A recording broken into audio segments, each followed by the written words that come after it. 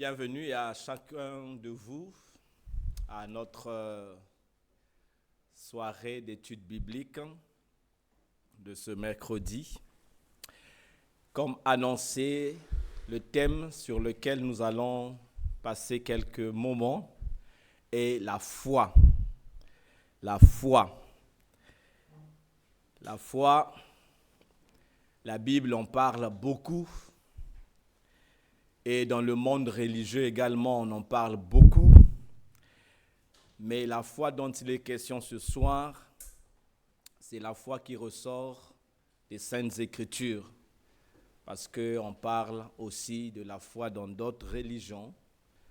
Mais pour nous, nous allons parler de la foi qui est enseignée dans la Bible et par la Bible. Il y a un texte clé. Le verset 11 d'Hébreux, qu'est-ce que je dis? Le chapitre 11 d'Hébreux et le verset 6. C'est ce texte-là qui sera la base de notre étude biblique. Hébreux chapitre 11, le verset 6. Donc, au cours de cette étude biblique, nous allons voir qu'est-ce que c'est que la foi, que dit-on de la foi dans la Bible, à quoi elle sert, pourquoi nous avons vraiment besoin d'avoir la foi et comment nous pouvons exprimer la foi dans notre vie de chaque jour. Alors, Hébreux chapitre 11, verset 6. Il est écrit ceci. Or, sans la foi, il est impossible de lui être agréable. Car il faut que celui qui s'approche de Dieu croit que Dieu existe et qu'il est le rémunérateur de ceux qui le cherchent. Si vous lisez attentivement ce verset, vous allez voir qu'il y a deux grandes vérités qui apparaissent ici concernant la foi. La première vérité, c'est concernant l'importance de la foi.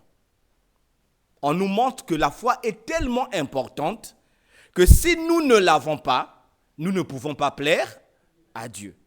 Donc, d'où son utilité et même sa nécessité. Et deuxièmement, dans ce verset, nous trouvons un verbe qui définit la foi. Ce verbe, c'est croire. Parce qu'on dit celui qui s'approche de Dieu, c'est-à-dire celui qui prie, qu'est-ce qu'il doit faire? Il doit croire. C'est ça la foi. Ce n'est pas une imagination, mais c'est vraiment un élan de croire. Il faut croire, il faut admettre, il faut reconnaître l'existence de Dieu. Donc, la foi commence dès lors que tu crois que Dieu existe. C'est le début de la foi. Et on peut déjà se dire à ce moment-là que presque tous les hommes sur terre ont une dose de foi. Parce que rares sont ceux-là qui ne croient pas que Dieu existe. Et ils font semblant parfois de dire qu'ils sont athées, mais il faut avoir beaucoup plus de foi pour être athée. Ils croient. Donc, croire, c'est cela la foi. Et dans la Bible, surtout dans la Nouvelle Alliance, même dans l'Ancienne Alliance, mais beaucoup plus dans la Nouvelle Alliance, la foi, c'est la marque de celui qui suit Jésus. Et même les premiers disciples de Jésus, on les appelait les croyants. Alors vous voyez, ça veut dire ceux qui ont la foi, ceux qui croient, les croyants. Et nous tous ici également, nous sommes appelés des croyants parce que nous croyons en Dieu. C'est notre marque. Et Jésus a dit dans Marc chapitre 9, le 23, « Tout est possible à celui qui croit. » Donc, vous voyez, là également, il y a encore la leçon ou la vérité sur l'importance de la foi. Non seulement sans la foi, tu ne peux pas plaire à Dieu, mais sans la foi, tu ne peux pas être capable d'accomplir les œuvres de Dieu. Tout est possible à celui qui croit. Et qu'est-ce que signifie la foi? On ne va pas simplement s'arrêter à dire oui, la foi c'est admettre l'existence de Dieu. Et non, ça c'est juste une foi qui est commune à tous. Mais la véritable foi qui nous entraîne dans une dimension de relation personnelle avec Dieu. Parce qu'il y a des gens qui peuvent croire en l'existence de Dieu, mais sans avoir une relation personnelle avec ce Dieu-là. Mais la foi qui nous entraîne, qui nous introduit dans une relation personnelle avec Dieu, signifie la dépendance envers Dieu. Quand tu as la foi, ça veut dire que tu es dépendant de Dieu. Tu t'es soumis à Dieu. Avoir la foi, c'est en fait reconnaître notre besoin de Dieu. Dire, Seigneur, j'ai besoin de toi. Je sais que seul, je ne peux pas m'en sortir. Il me faut toi dans ma vie. Et je soumets ma vie à ta volonté, à toi, pour que tu me conduises. Voyez, lorsque Adam et Ève ont péché, le péché, dans sa nature fondamentale, c'est décider de vivre indépendamment de Dieu. Parce que quelle a été la tentation du serpent dans le jardin d'Éden? Oh, si vous mangez ce fruit, vous deviendrez comme Dieu. C'est-à-dire que vous n'aurez plus besoin de lui. Vous serez indépendant. Vous pourrez vous-même décider de ce qui est bien, de ce qui est mal. C'est ça le péché. Décider de vivre indépendamment de Dieu. Et c'est ce que la Bible appelle par incrédulité. L'incrédulité, c'est le fait d'exclure Dieu de sa vie, de vivre dans une totale indépendance vis-à-vis de Dieu. Et c'est pour cette raison que Dieu a placé une priorité importante sur la foi. Parce que sans elle, personne ne peut plaire à Dieu. Donc, une chose que nous devons également savoir, la foi est une qualité que Dieu nous donne, qui nous met ou qui nous place au-delà des 5 sens communs que nous partageons avec tous les hommes. Vous connaissez les 5 sens, n'est-ce pas? On a la vue, l'ouïe, le goûter, l'odorat et ensuite le toucher. Et la foi, quelques-uns même disent que la foi c'est le 6e sens. Mais ce n'est pas seulement le 6e sens en fait. La foi, elle t'élève au-dessus des 5 sens. Et vous vous rappelez de la dernière prédication, les réalités que nous vivons sont du domaine du toucher. Ce que nous voyons, c'est par nos yeux. Ce que nous touchons, c'est la réalité. Ce que nous sentons, c'est la réalité. Ce que nous goûtons, c'est la réalité. Mais il y a quelque chose qui est au-dessus de ces choses sensibles. C'est la vérité de Dieu. Et cette vérité, puisque parfois elle va au-delà de la réalité, elle ne peut pas être appréhendée par nos 5 sens. Elle est appréhendée par la foi. C'est la foi qui nous permet, effectivement, de pouvoir intégrer la vérité de Dieu dans notre vie. Alors, posons-nous la question, qu'est-ce que la foi? La foi, c'est l'acte d'obéir comme une réponse à la parole de Dieu. La vraie foi est toujours exprimée par l'obéissance. Quand quelqu'un dit « j'ai la foi », mais que cette personne n'obéit pas à ce que Dieu dit, sa foi n'est pas une véritable foi. La foi s'accompagne toujours de 2 choses, l'obéissance et l'action. L'obéissance, c'est le fait de dire « oui Seigneur », ce que tu dis, c'est la vérité.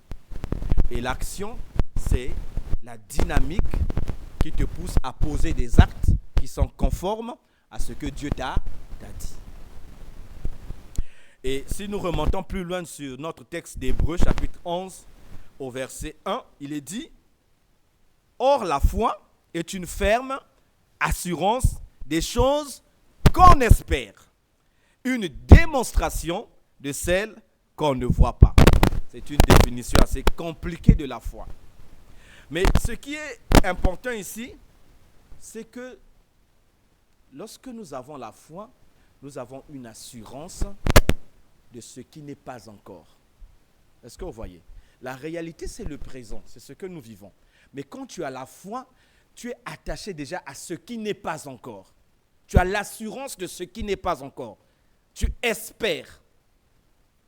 Et tu vis déjà dans une démonstration de ce qu'on ne voit pas. Il arrive parfois que tu es dans une situation qui, normalement, naturellement, aurait imposé d'être triste. Mais au lieu d'être triste, tu es dans la joie. Les gens disent, mais comment? Tu devais être triste. Mais ta foi t'a élevé au-dessus de ta situation présente parce que tu vis déjà dans ce qui n'est pas encore là. Et ce qui n'est pas encore là produit en toi la joie. C'est cela la foi. Et ça, c'est très important pour les enfants de Dieu aujourd'hui, parce que tout ce qui nous différencie les uns des autres, c'est la foi. Dans les Saintes Écritures, vous remarquerez que chaque fois que Jésus accomplissait quelque chose de spécial pour quelqu'un, il soulignait toujours la condition qui avait fait que cette personne vive le miracle. C'est la foi. Va, car ta foi t'a sauvé. Va, car ta foi t'a guéri. C'était en fait un message pour tous ceux qui étaient autour. Et pourtant, Jésus était là. Mais est-ce que tous avaient la foi? Non. Mais seuls ceux qui avaient la foi peuvent vivre le miracle, c'est-à-dire l'intervention de Dieu dans leur vie. Donc, une autre chose que nous devons savoir de la foi, c'est le fait aussi de placer notre confiance en quelqu'un d'autre. Quand tu as la foi, tu t'exclus toi-même de la confiance. Il y a des gens qui ont tellement confiance en eux-mêmes qu'ils n'ont même pas besoin de Dieu. Mais dès que tu as la foi, ça veut dire que tu n'as plus confiance en toi-même, mais tu places ta confiance en Dieu, en quelqu'un d'autre qui est extérieur à toi, qui peut faire ce que toi-même tu ne peux pas faire. C'est cela. Donc, c'est un échange de la confiance qu'on place sur soi-même pour la placer maintenant sur Dieu. Je vous invite à lire un texte, Romains chapitre 3, verset 27. Un exemple, une parole de l'apôtre Paul. Romains chapitre 3, verset 27.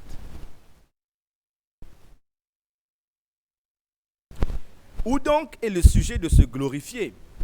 Il est exclu. Par quelle loi? Par la loi des œuvres? Non. Mais par la loi de la foi. Alors ici, il y a deux domaines que l'apôtre Paul est en train de souligner ici. Le domaine de la loi et le domaine de la foi. Concernant le salut, il y a des gens qui veulent mériter leur salut. Ça, c'est dans le domaine de la loi. Ils veulent accomplir des œuvres pour mériter le salut. Mais l'apôtre Paul dit non. Si tu te places dans le domaine de la loi, ce ne sera pas juste. Là, tu vas chercher ta propre gloire. Parce que si tu mérites le salut, ça va te créditer d'un certain mérite. Tu vas dire, ah, mais je l'ai mérité parce que j'ai fait ceci, j'ai fait cela. Mais l'apôtre Paul dit, la justification, elle ne vient pas du domaine de la loi. Elle vient du domaine de la foi.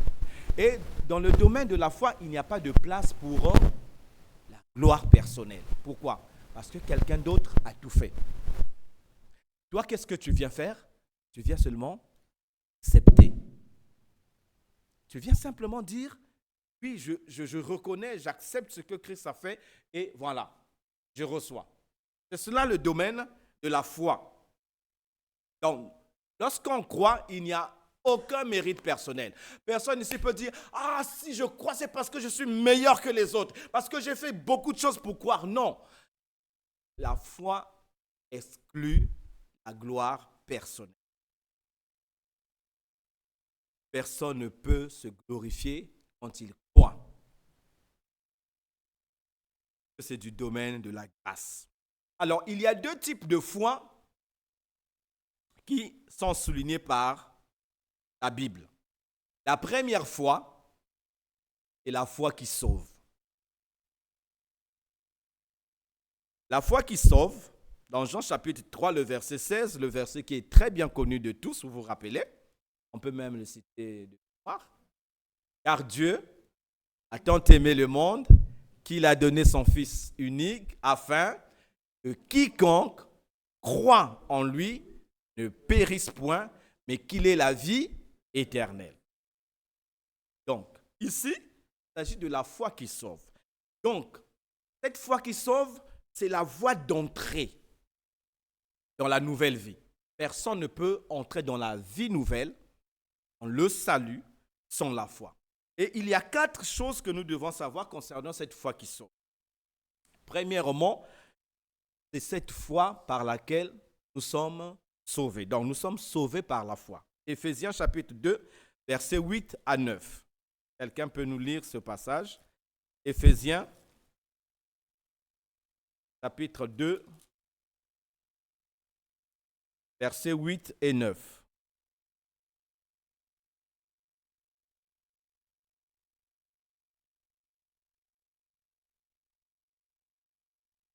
Éphésiens 2, 8 à 9.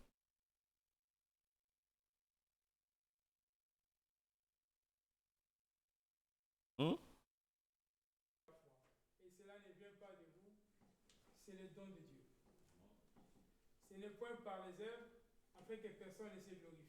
Voilà, c'est ce que nous venions de dire tantôt. C'est par la foi, par le moyen de la foi que nous sommes sauvés. Mais c'est aussi par le moyen de la foi que nous sommes déclarés justes. Philippiens chapitre 3, le verset 9. Par la justice de Dieu. C'est par la foi. Philippiens chapitre 3, verset 9. Quelqu'un peut lire? Et d'être trouvé en lui, non avec ma justice, celle qui vient de la loi, mais avec celle qui s'obtient par la foi en Christ, la justice qui vient de Dieu par la foi. Voilà. Et ensuite, donc vous voyez que lorsque Dieu nous pardonne en Jésus-Christ, comme nous avons cru en Jésus-Christ, Dieu nous déclare justes. Parce que Jésus a payé le prix de notre châtiment à la croix. Et nous, il nous déclare justes. Pour ceux qui ont suivi l'étude biblique sur la croix, on avait dit la croix c'est le lieu du grand échange, n'est-ce pas? Sur la croix, Jésus a pris notre condamnation et nous avons pris sa vie de justice. Donc, c'est la même chose, c'est uniquement par la foi que nous recevons, que Dieu nous déclare justes. Ce n'est pas parce que nous sommes innocents, non. Mais c'est tout simplement parce que quelqu'un d'autre a payé pour nous. Donc voilà pourquoi nous disons que c'est par la foi que nous sommes déclarés justes. Également, par la foi, nous avons la vie éternelle. Alors, quelqu'un va nous lire Jean chapitre 3, verset 36. Jean chapitre 3, verset 36.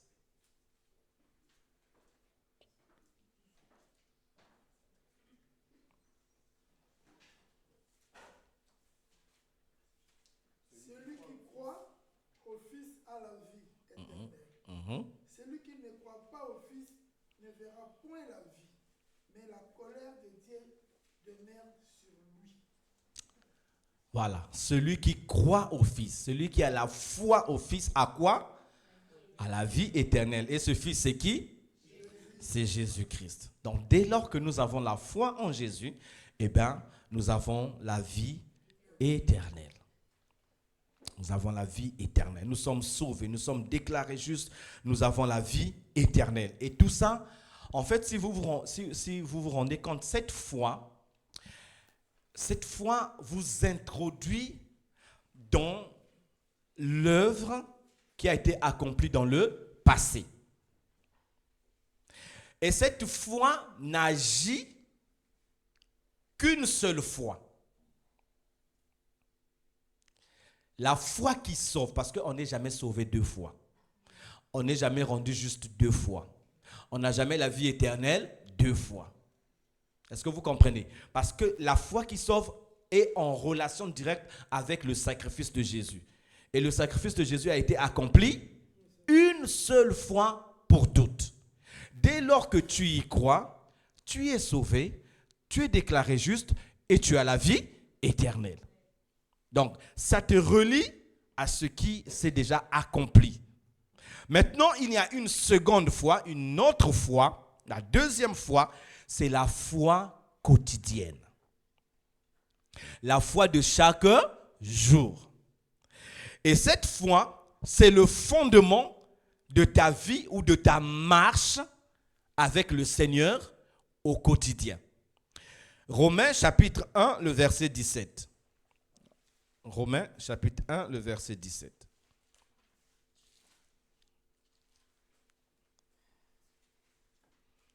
Quelqu'un peut le lire?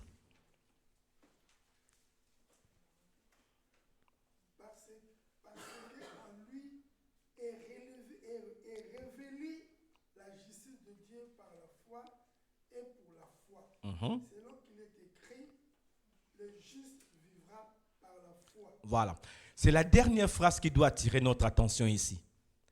Nous sommes sauvés par la foi. Est-ce que cela signifie qu'une fois que nous avons placé notre foi en Jésus, que nous avons été sauvés, nous avons reçu la vie éternelle, que nous avons été déclarés justes, que cela est fini avec la foi? Non. Ça ne nous fait recevoir que les bénédictions de l'œuvre de la croix. Mais nous devons également vivre par la foi. Ce n'est plus cette foi qui nous sauve, mais c'est la foi qui doit nous accompagner au quotidien. Donc, elle n'a rien à voir avec la première foi. Le seul point commun, c'est que c'est toujours une confiance que nous plaçons en Dieu. Donc, la foi quotidienne, c'est le fondement de la vie chrétienne. Parce que là, on dit le juste. Le juste, ce n'est pas celui qui est parfait, mais c'est simplement une personne qui a été sauvée, qui a reçu la vie éternelle, qui a été déclarée juste, comme nous venons de le dire. Mais cette personne-là ne doit vivre que par la foi. Voilà pourquoi l'apôtre Paul, quelque part, avait dit, nous ne marchons pas par la vue, mais par la foi. La vue, le domaine des sens. L'homme sensuel s'arrête seulement à ce que ses sens lui dictent comme réalité.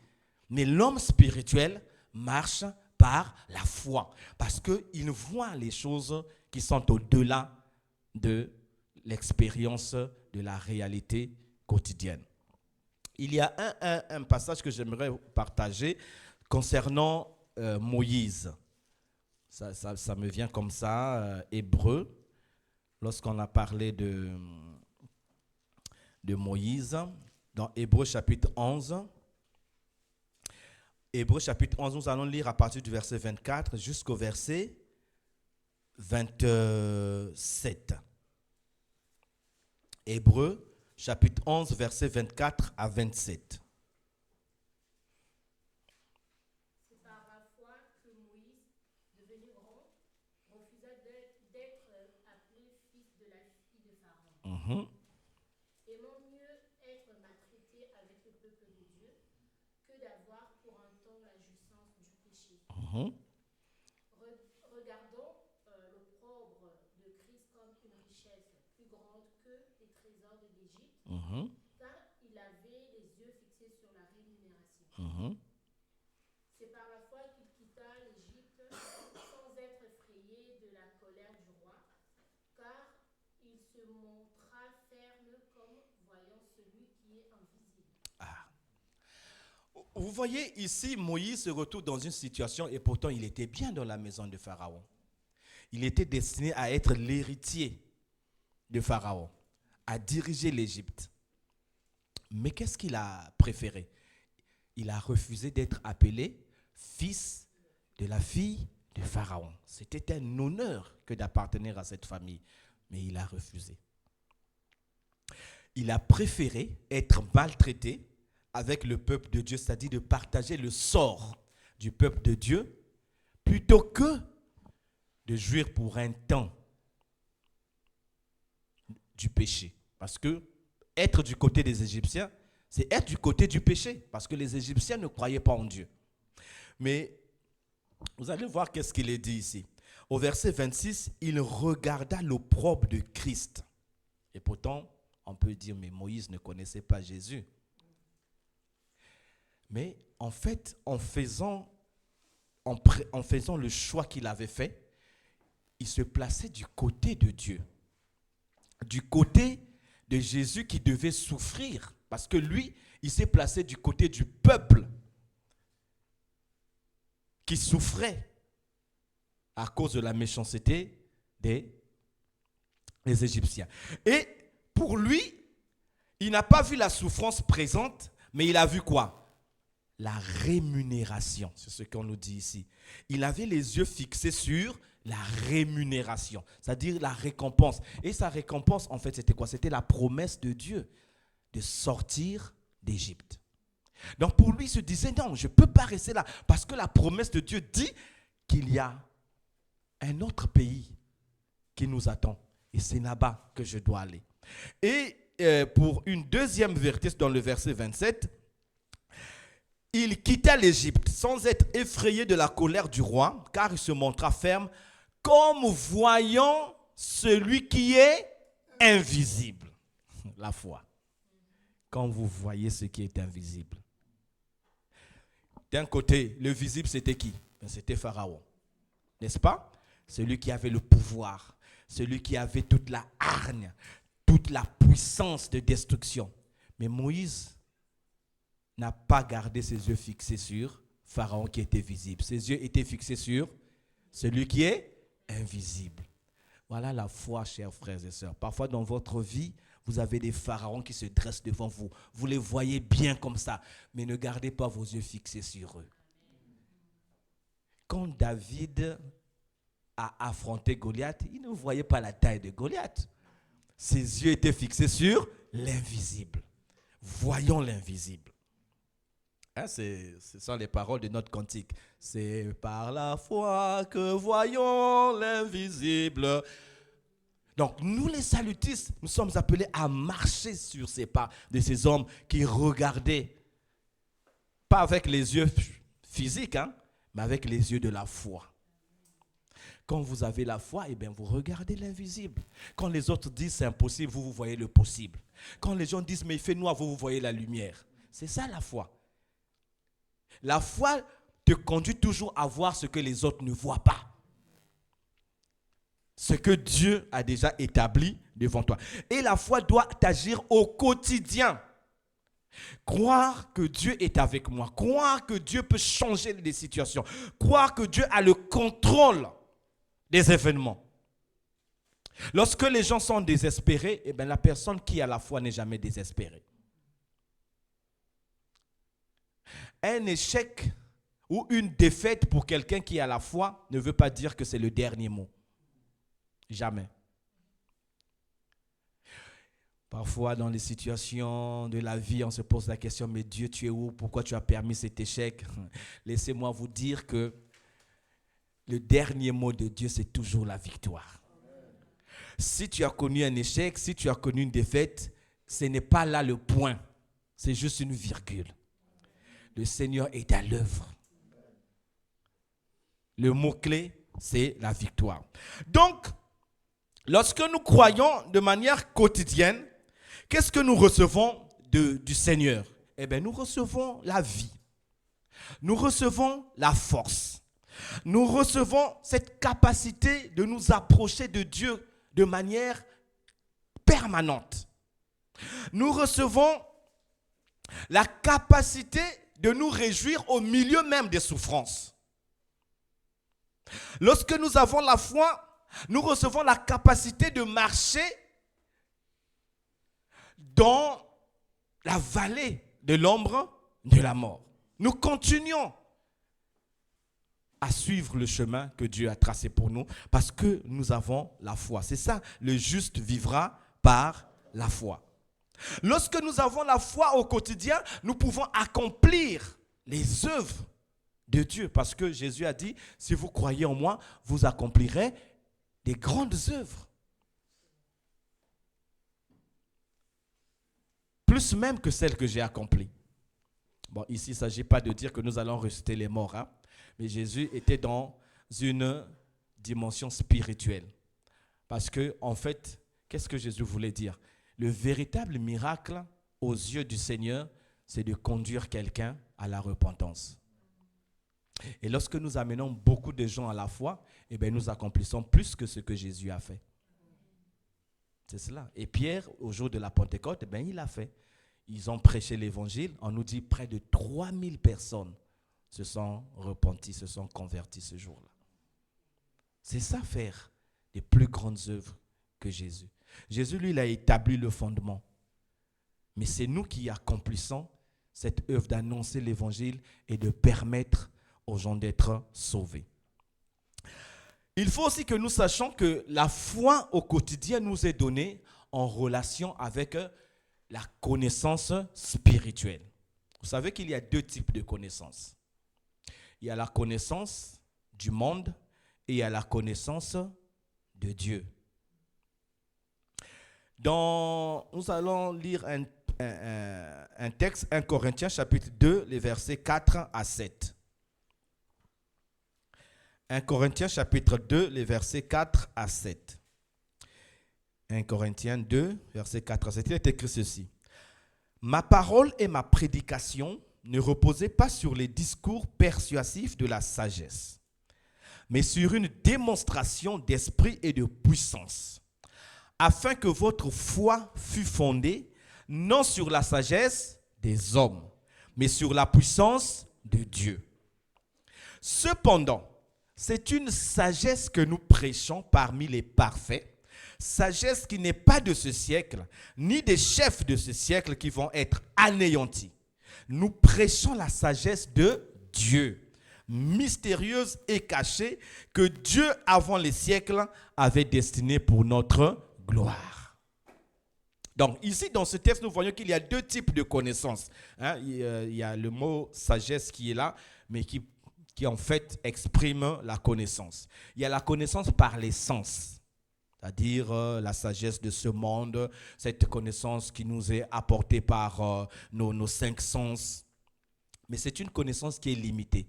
Et cette connaissance, c'est la sagesse de l'homme. Elle est reçue à l'école, elle est reçue par le travail, elle est reçue par l'expérience de la vie de chaque jour. Mais il y a une autre sorte de connaissance, c'est la connaissance par la révélation. Et la connaissance par la révélation, c'est la vérité que Dieu proclame, mais que l'on ne peut recevoir que par la foi. Les autres connaissances, vous les recevez par vos cinq sens. Mais la vérité de la parole de Dieu, elle est reçue par l'esprit de l'homme par le moyen de la foi. Dans le grec, il y a deux expressions qu'on utilise pour parole. Il y a logos et il y a rhéma.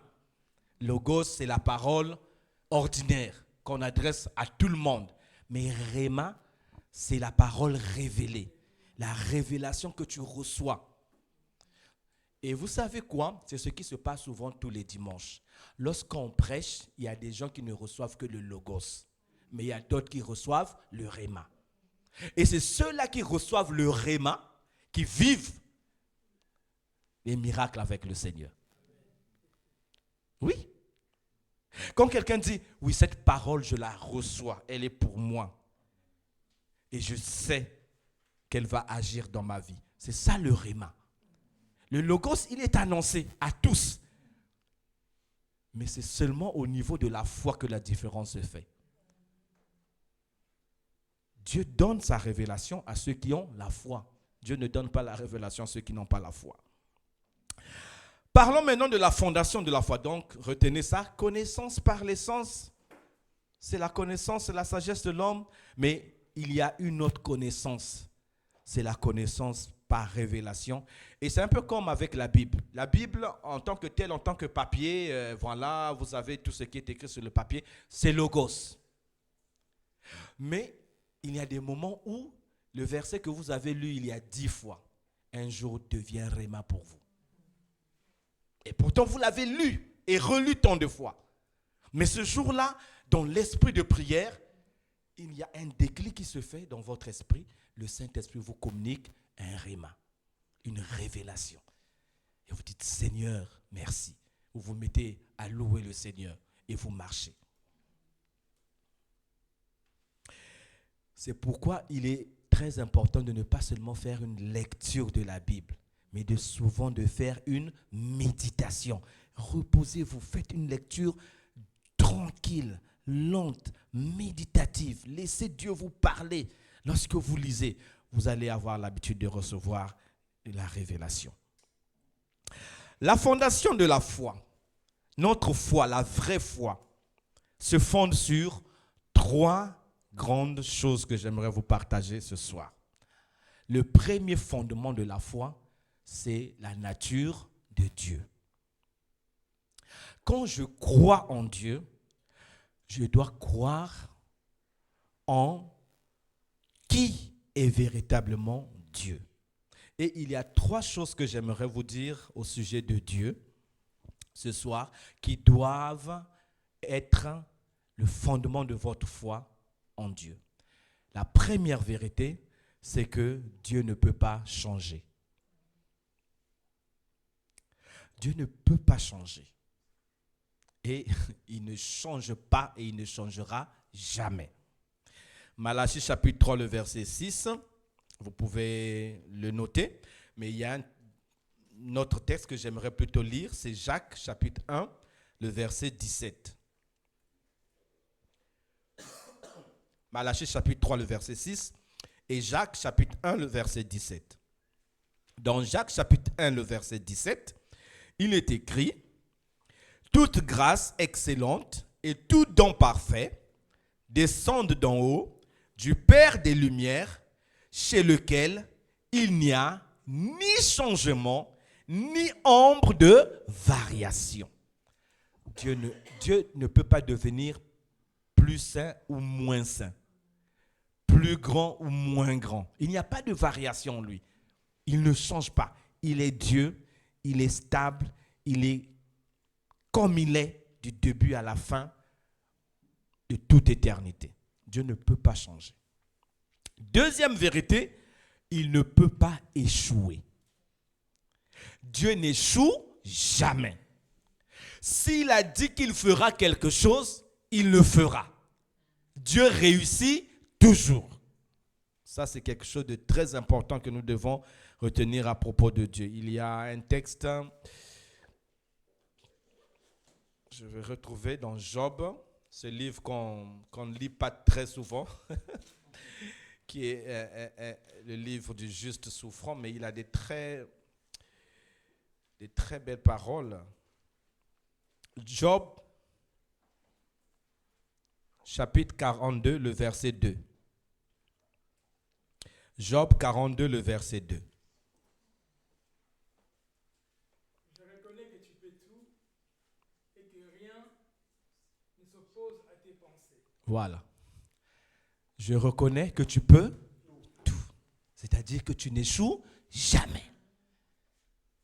Tu peux tout. Voilà ce que Job reconnaît. Et vous voyez, c'est une révélation que Job reçoit à la fin de ses souffrances. Parce qu'il s'est posé 1000 questions.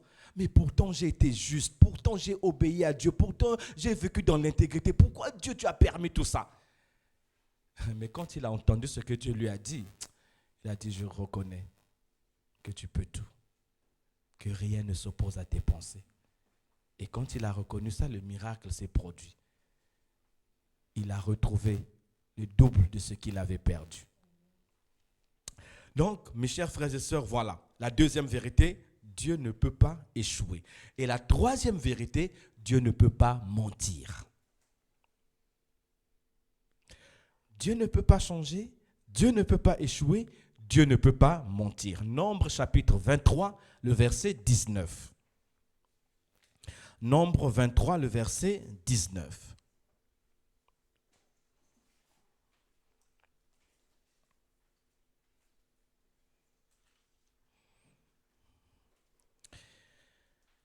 Il est écrit, Dieu n'est point un homme pour mentir, ni fils d'un homme pour se repentir, c'est-à-dire pour changer ce qu'il a dit.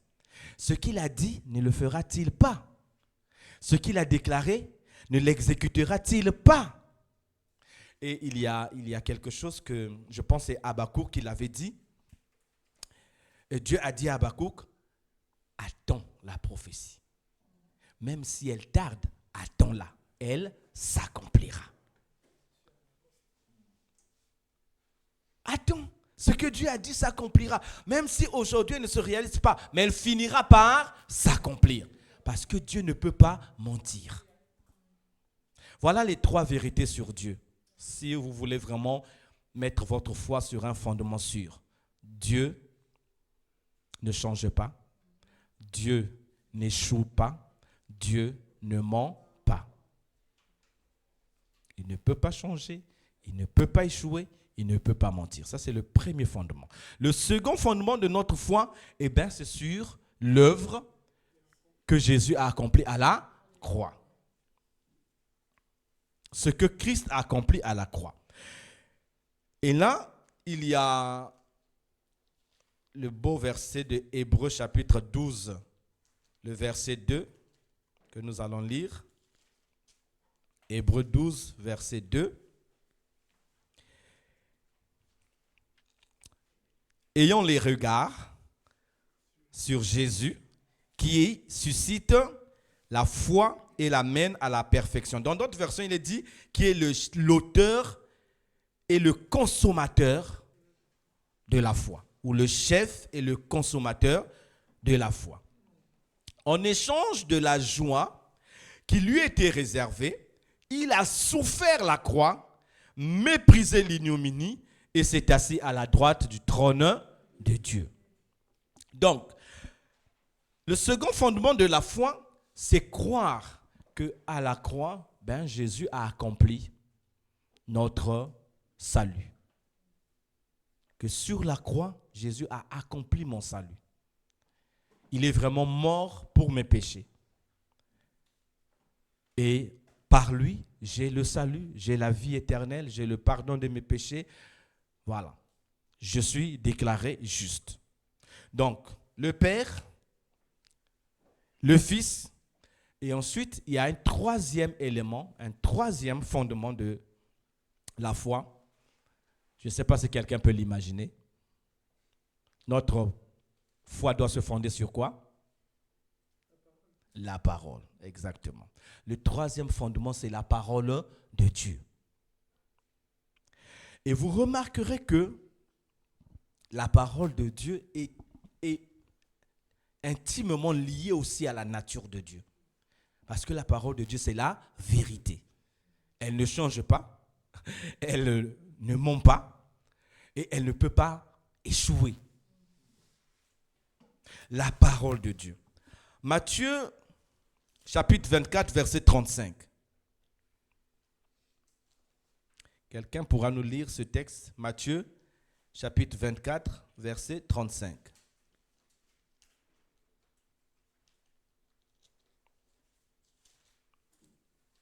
Les ciels et la terre passeront, mais mes paroles ne passeront point.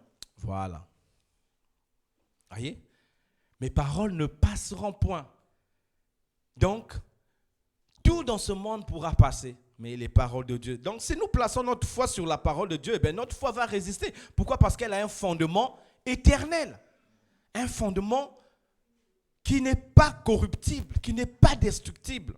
Et dans même Ésaïe chapitre 40, le verset 8, cette vérité est aussi proclamé dans ce passage, Ésaïe 40, le verset 8, il est dit, l'herbe sèche, la fleur tombe, mais la parole de notre Dieu subsiste éternellement. Voilà le fondement de Dieu, le fondement de notre foi. Et je vous donne encore un autre texte, juste vous pouvez le noter dans vos carnets, Jérémie chapitre 1, le verset 12, où Dieu dit à Jérémie, tu vois, tu as bien vu, car je veille sur ma parole pour l'accomplir. Dieu veille sur sa parole. Jérémie 1, le verset 12. Donc Dieu ne peut pas prononcer une parole qu'il ne peut pas accomplir. Non. Tout ce qu'il prononce, tout ce qu'il proclame, il l'accomplit. Donc la parole de Dieu est vraie pour l'éternité. La foi vient quand Dieu apporte une parole particulière, directement, pour nous au milieu de nos circonstances. Comme je vous l'avais dit, vous êtes dans une circonstance, vous ne savez que faire. Mais tout d'un coup, vous recevez une parole de Dieu.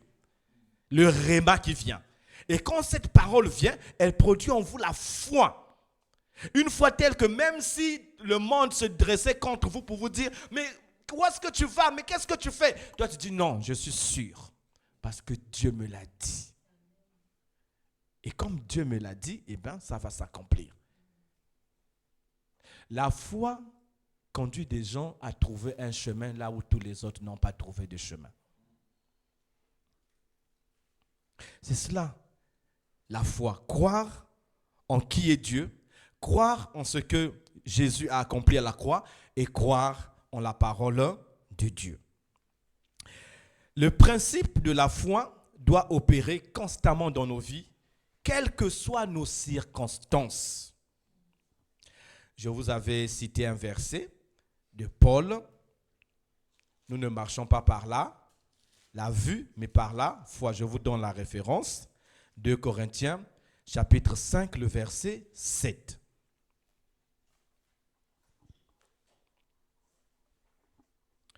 2 Corinthiens, chapitre 5, le verset 7.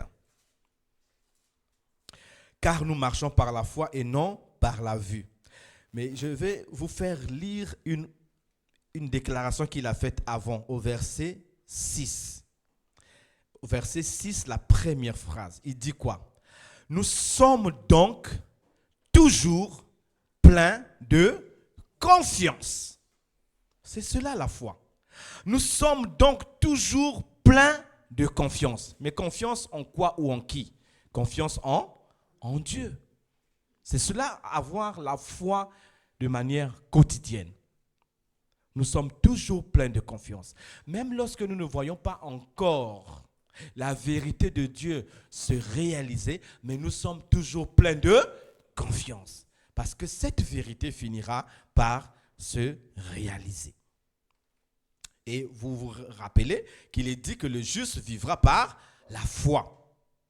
La foi, elle vient par une parole de Dieu. Romains nous le dit.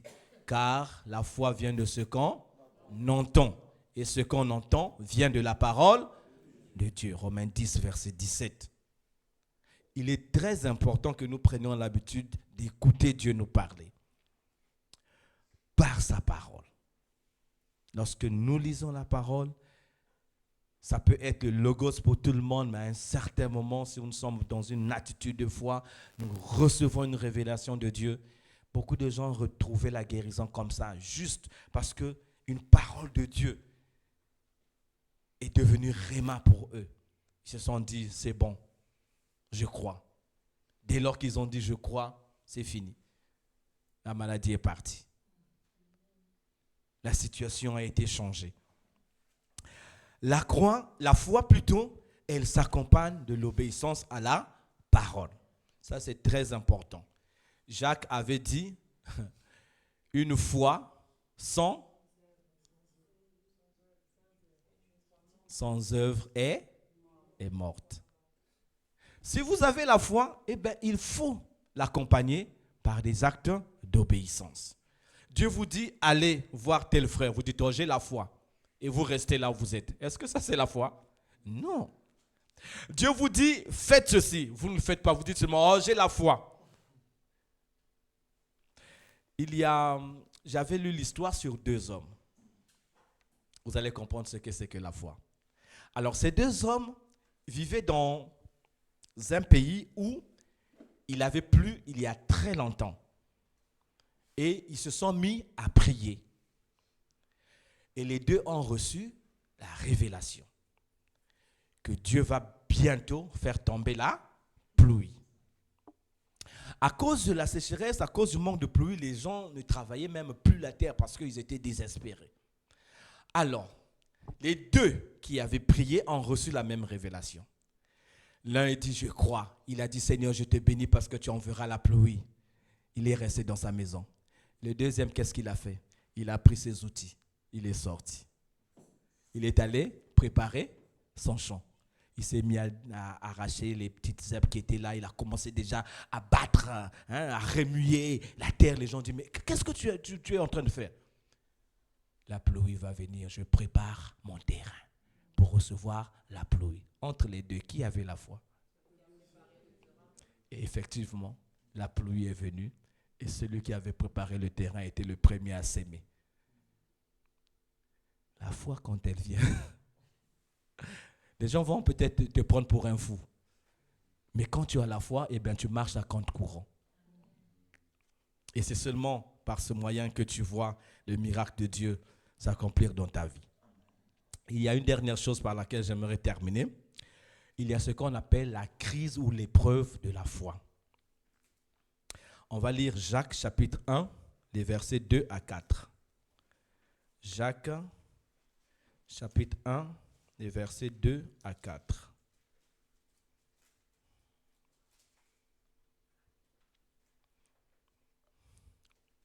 Mes frères, regardez comme un sujet de joie complète les diverses épreuves auxquelles vous pouvez être exposés, sachant que l'épreuve de votre foi produit la patience. Mais il faut que la patience accomplisse parfaitement son œuvre, afin que vous soyez parfaits et accomplis sans faillir en rien. En des mots plus simples, j'aimerais vous dire qu'il y a la foi à un enfant chéri. Cet enfant chéri, c'est la patience. Si votre foi n'a pas de patience, ça veut dire que vous avez une foi stérile. Laissez-moi vous dire une chose. Les hommes de foi, les femmes de foi sont toujours passés par des épreuves, ont toujours rencontré des difficultés. Mais ces difficultés-là ne sont pas permises pour les anéantir.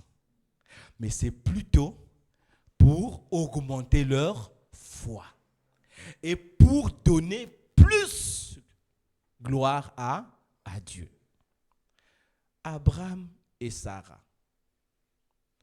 Dieu a donné une révélation. Tu deviendras le père d'une grande nation. Il a changé le nom d'Abraham en Abraham, de Sarai en Sarah. Les noms ont été changés. Mais l'épreuve était là. L'épreuve, c'était quoi? Le temps. Ah, mais depuis que Dieu avait fait la promesse, c'est pas possible.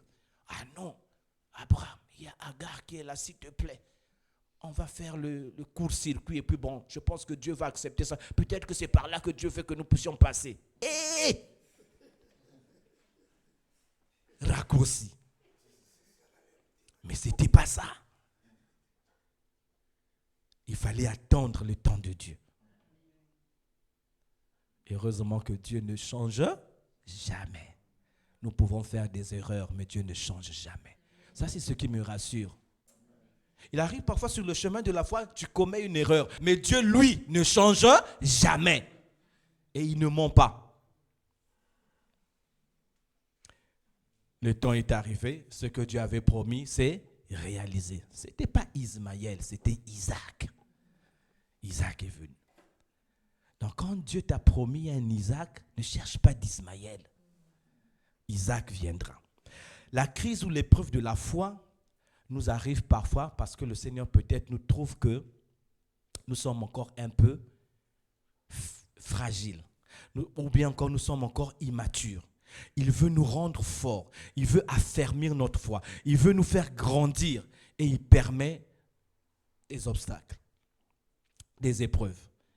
Et lorsque nous persévérons, lorsque nous sommes dans la patience, eh bien, quand le moment arrive, le miracle s'accomplit.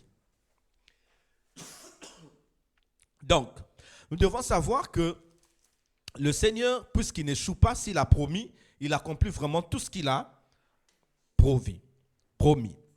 Je vais lire encore un autre passage, 1 Pierre chapitre 1, à partir du verset 5 jusqu'au verset 7.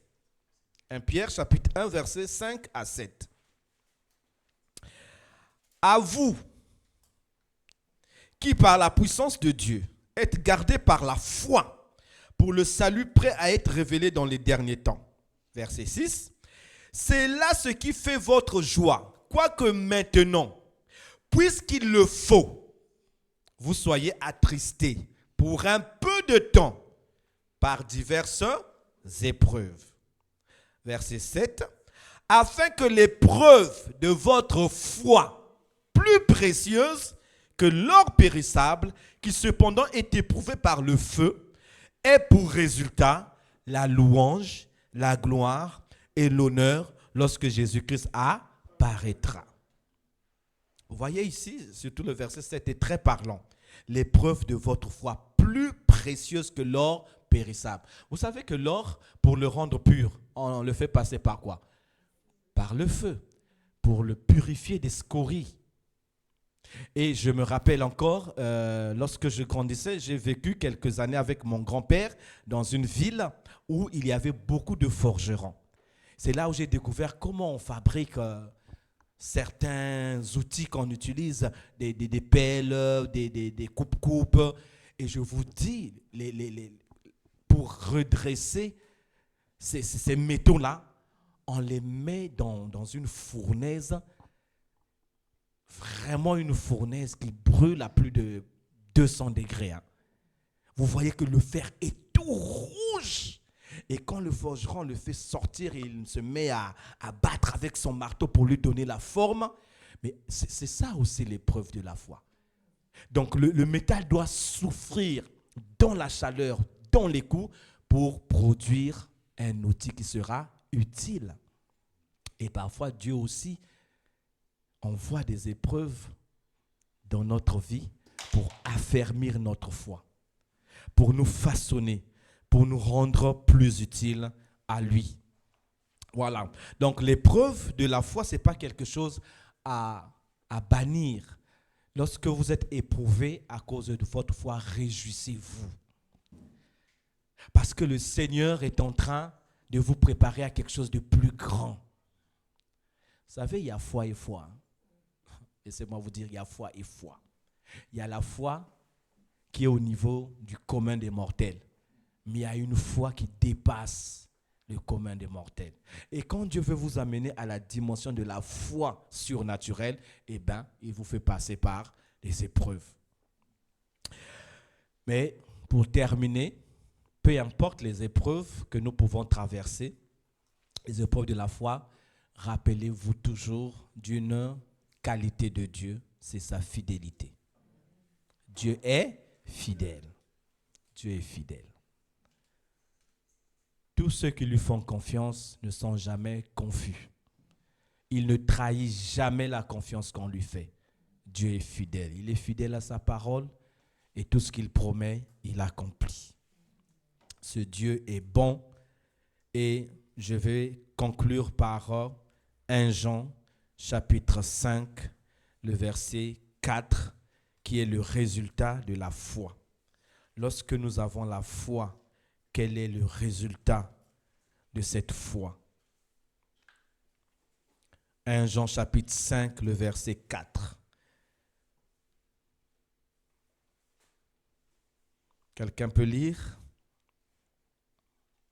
Parce que tout ce qui est né de Dieu triomphe du monde. Et la victoire qui triomphe le monde, c'est notre foi. Amen.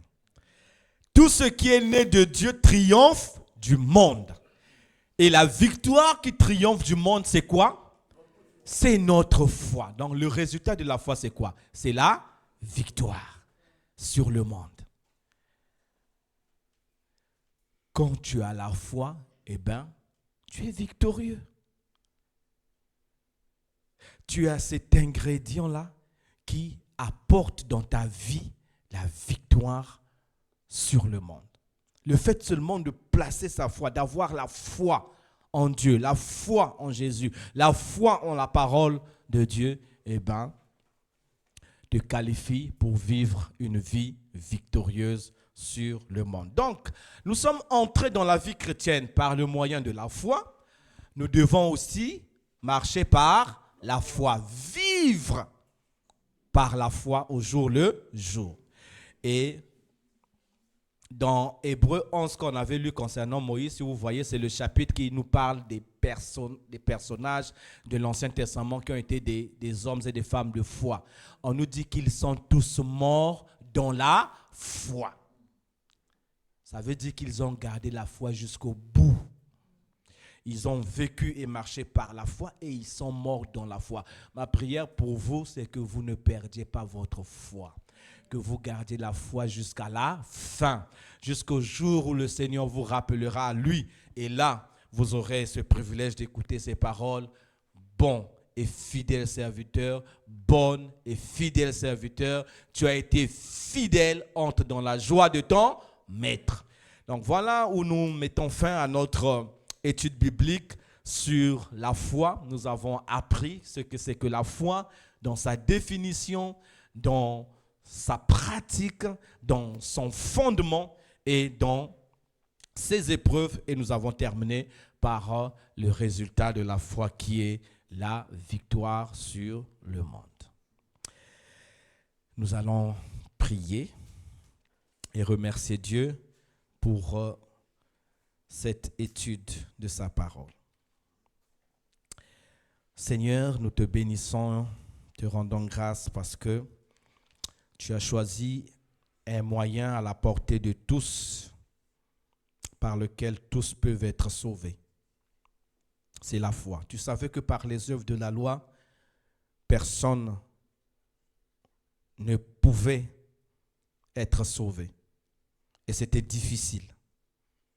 Mais tu nous as donné la foi pour que nous puissions simplement croire. Et merci aussi pour nous avoir fait savoir que la foi n'est pas juste quelque chose que nous avons au début de notre vie chrétienne, mais c'est une attitude que nous devons avoir avec nous au jour le jour. Compter sur toi, compter sur l'œuvre que Christ a accomplie pour nous, compter sur ta parole. Seigneur, je voudrais également te prier pour les frères et sœurs qui peut-être en ce moment traversent la crise de la foi, les épreuves de la foi, où l'ennemi vient susurrer à leurs oreilles qu'il est mieux pour eux d'abandonner, de prendre des raccourcis ou de baisser les bras. Mais relève-les, Seigneur, et rappelle-leur que tu es fidèle, que tu ne mens jamais, que tu ne trahis jamais la confiance qu'on place sur toi et que tu ne changes jamais tes paroles. Merci parce que tout ce que tu as promis, tu l'accompliras. Donne-nous, Seigneur, d'être toujours affermis dans notre foi et de rester attachés à toi, de marcher par la foi comme tu l'as dit, le juste vivra par la foi. Donne-nous cette foi surnaturelle, cette foi qui n'est pas du commun des mortels, mais cette foi qui nous permet de vivre des choses extraordinaires avec toi. Et cette foi qui peut nous permettre de relever les autres autour de nous qui tombent, qui se découragent, qui se lassent. Merci Seigneur. Merci pour ta parole. Merci pour ton esprit. Merci pour ta fidélité. Au nom de Jésus. Amen. Amen.